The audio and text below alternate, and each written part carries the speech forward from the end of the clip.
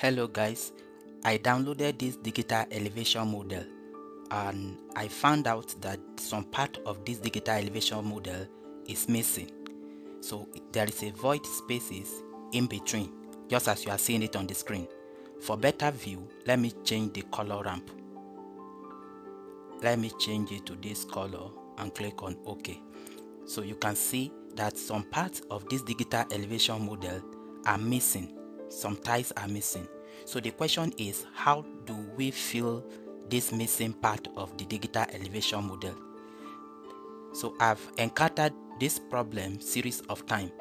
When I download some digital elevation model, I found out that some part of the digital elevation model is missing. So if you are encountering this same problem, how do you fix it? So I want to hear your comments in the comment section.